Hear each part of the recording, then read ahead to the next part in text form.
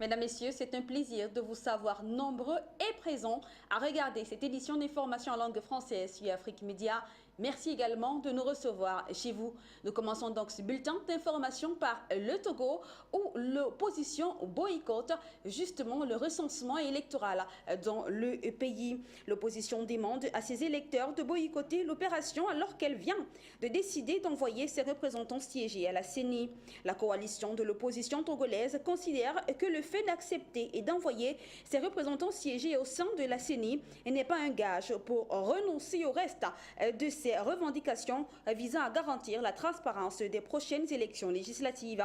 À la veille donc du démarrage des opérations du recensement dans la première zone, les leaders de la coalition des 14 partis de l'opposition ont en effet appelé les populations à boycotter le recensement. Est destiné à doter le Togo de nouveaux fichiers électoraux avec l'appui des experts électoraux recrutés par la CEDEAO. Le recensement débuté ce 1er octobre prend fin le 17 octobre 2018 dans la première zone. Le président de la CENI a invité les Togolais à se faire établir les nouvelles cartes d'électeurs. La première journée du recensement a plutôt été caractérisée par un manque d'engouement de la part de la population. En Côte d'Ivoire, le procès de l'ancien président de la République, Laurent Gbagbo, a repris à la CPI. Et donc, pour l'occasion, les compatriotes ivoiriens se sont rassemblés pour vivre en direct la reprise des audiences à travers des grandes projections. C'est un reportage de nos correspondants Isaac Tao et Charles Dassy. Sous l'impulsion du Congrès panafricain pour la justice et l'égalité des peuples COJEP, représenté par des membres de sa haute direction avec à leur tête Bly Roselin, premier secrétaire adjoint chargé de la formation politique et de l'idéologie du parti, et avec le soutien de Sam l'Africain, président de la NACIP, invité spécial à ce rassemblement, les patriotes ivoiriens se sont retrouvés à l'espace Baron de Yopougon, à Abidjan, pour suivre en direct la reprise du procès de l'ex-chef d'État ivoirien Laurent Gbagbo et de son ministre de la Jeunesse Charles Blé Goudé, injustement incarcéré à La Haye depuis la prise du pouvoir d'Alassane Ouattara. C'est avec le grand espoir de la libération du président Laurent Gbagbo et de Charles Blé Goudé que les organisateurs et l'invité spécial de ce rassemblement ont tenu à dire leur soutien et encouragement aux leaders panafricains détenus à La Haye. Avoir la mobilisation extraordinaire du peuple de Côte d'Ivoire depuis 7 ans que nos deux leaders sont injustement détenus à la CPI, cela témoigne de la justesse de leur combat. Le combat pour une Côte d'Ivoire souveraine, le combat pour une Côte d'Ivoire prospère, le combat pour une Côte d'Ivoire digne. Et c'est ce qui démontre donc cette mobilisation. Et je voulais saluer pour dire que nous sommes attachés donc à notre leader, le président Laurent Gbagbo, et nous apportons notre soutien indéfectible au ministre Charles Blé Goudé, le leader du COJEP. C'est ce qui témoigne aujourd'hui cette rencontre ici au Baron pour vivre en direct ces procès. Nous sommes sereins, nous sommes très confiants quant à une issue heureuse donc de ces procès. Parce que vous avez constaté, 82 témoins ont défilé la CPI sans apporter la moindre preuve de leur culpabilité. Et donc nous sommes sereins et confiants. Et nos leaders, le président Laurent Gbagbo, le ministre Blé Goudé, vont regagner leur pays, vont nous retrouver ici parce que la Côte d'Ivoire a besoin d'eux pour la paix et pour la réconciliation. Je suis venu soutenir nos petits frères de COJEP. En même temps aussi, on a tous nos jeunes de la NACIP qui sont ici, sont venus aussi soutenir. Et en même temps, regarder le procès qui commence aujourd'hui et puis voir l'évolution des choses, comment ça s'est passé. Nous, notre prière, c'est que l'acquittement soit accepté et que le président Laurent Gbagbo et le ministre Blé Goudé retrouvent la famille et qu'ils reviennent en Côte d'Ivoire chez eux. C'est notre prière, ça. Mon message d'abord aux jeunes patriotes qui continuent à croire. Continuer à croire que le président Laurent Gbagbo sera libéré parce que Dieu est juste et c'est Dieu qui parle dans le cœur des hommes. Et Dieu va faire son travail. Et je demande à toute la population ivoirienne aussi pour aller à la réconciliation qu'ils acceptent l'acquittement du président Laurent Gbagbo pour qu'aujourd'hui et demain la Côte d'Ivoire se retrouve entre les filles et les fils de ce pays par la réconciliation et que la paix définitive arrive dans ce pays-là. Notons que l'espace Baron de Yopougon et plusieurs autres places ont été aménagées dans la capitale ivoirienne par les responsables du COJEP et du FPI pour y projeter la reprise de ce procès, dit procès de la honte, afin de permettre à un grand nombre de populations de suivre en direct l'audience du procès de l'ex-chef d'État ivoirien Laurent Gbagbo et Charles Blé Goudé à la CPI. Aux Comores, le dialogue politique entre le gouvernement et l'opposition a été rompu. Ce dialogue donc avait pour objectif de sortir le pays de la crise dans laquelle elle se trouve depuis quelques mois déjà. C'était une initiative de l'Union africaine à la demande des deux parties. Michel Zili signe ce reportage. A avorté. Ceci en raison de désaccords trop nombreux entre le gouvernement et l'opposition. L'Union de l'opposition s'est retirée des débats mardi 2 octobre en affirmant ne pas être entendue, tandis que la mouvance présidentielle clame sa bonne volonté à faire avancer les choses. Pour la mouvance présidentielle, il est hors des questions que la nécessité de la présidence de l'Union africaine tout au long du processus soit mentionnée dans le décret présidentiel encadrant le dialogue.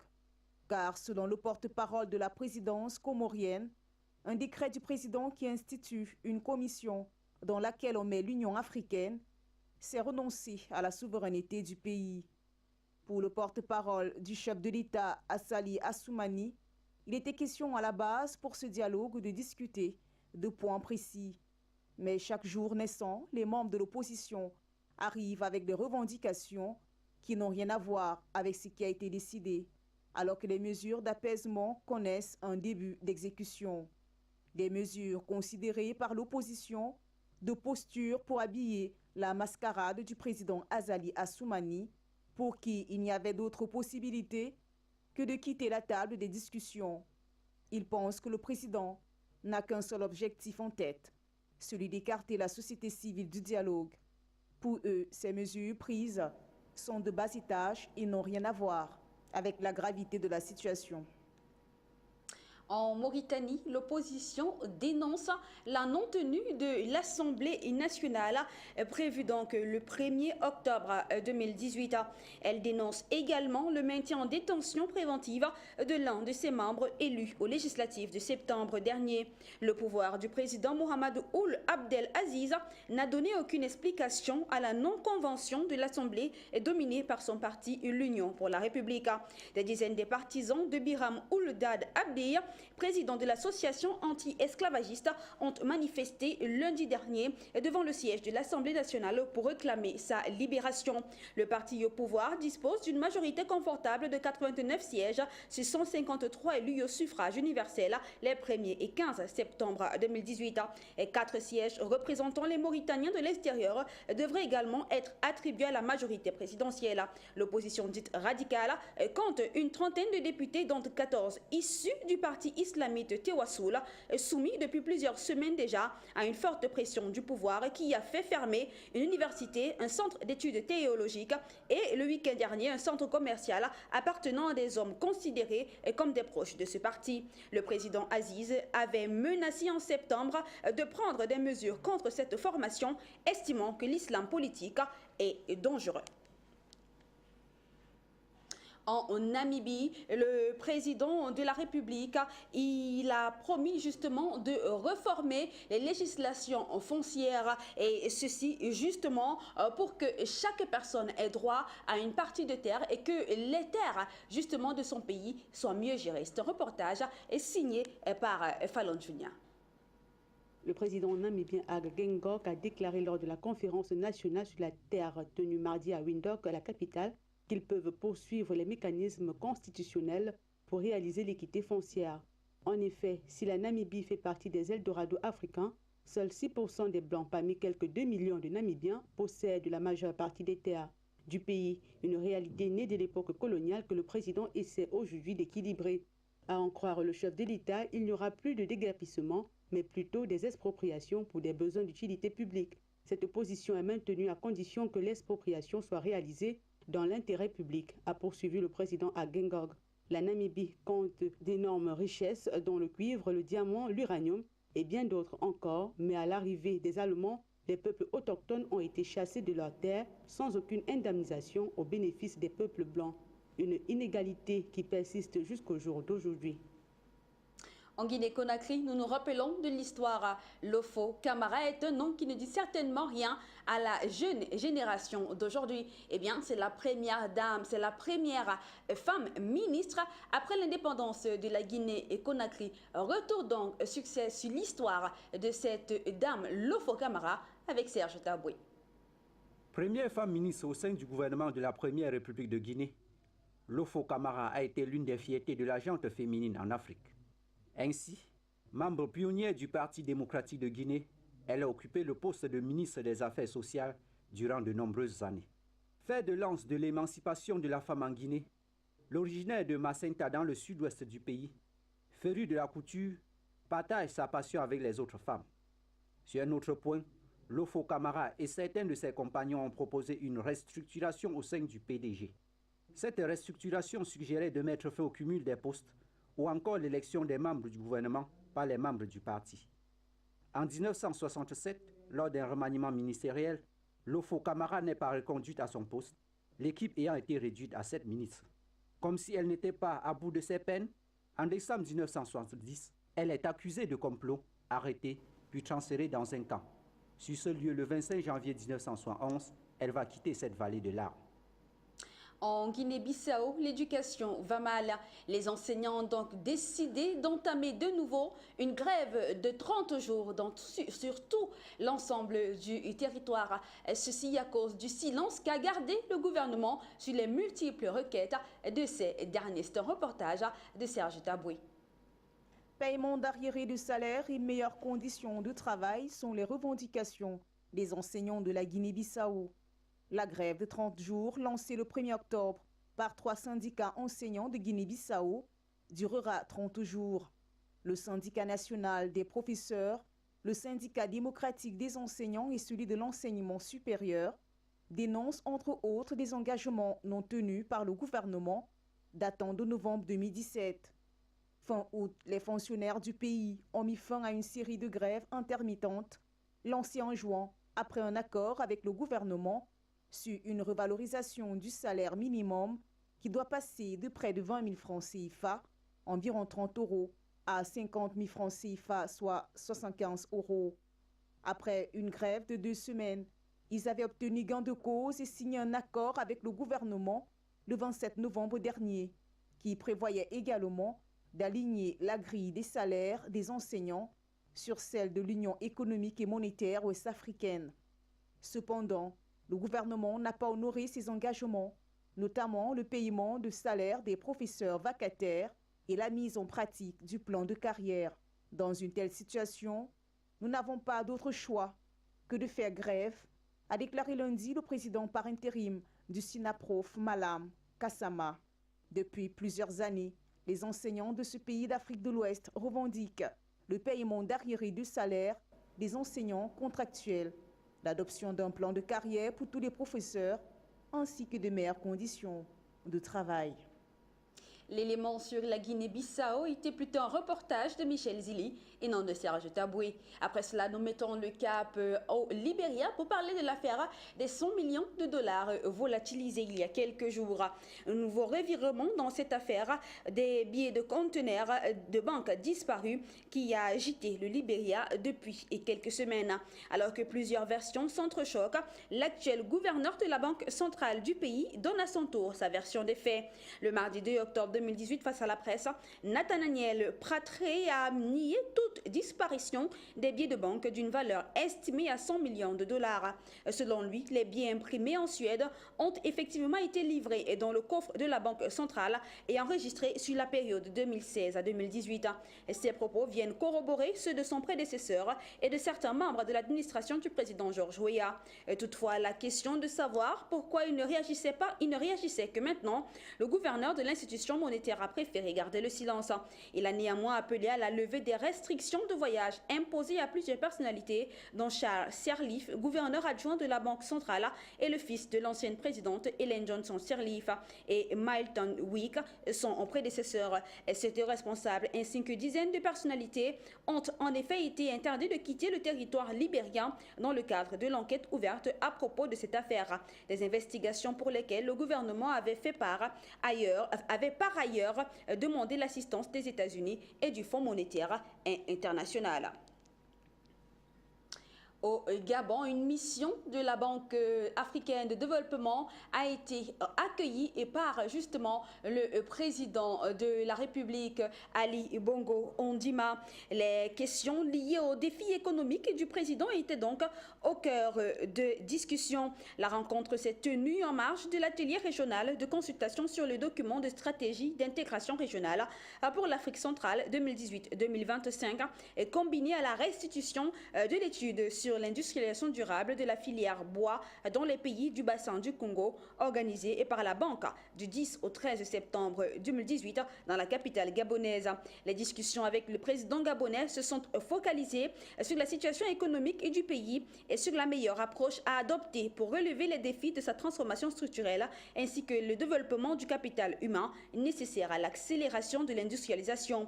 Il a été également question du rôle des politiques de subvention aux importations dans le secteur agricole et du potentiel de l'industrie du bois pour créer des emplois et de la richesse dans le pays. Le président de la République a apprécié l'alignement de la stratégie pays de la Banque sur sa vision de transformer le Gabon et a souhaité que ce partenariat puisse s'approfondir à travers davantage de projets d'investissement. Au-delà des financements, le président de la République, Ali Bongo, a sollicité les conseils de la Banque sur les réformes les plus à même d'attirer les investissements et sur les secteurs de l'économie méritant plus d'affection.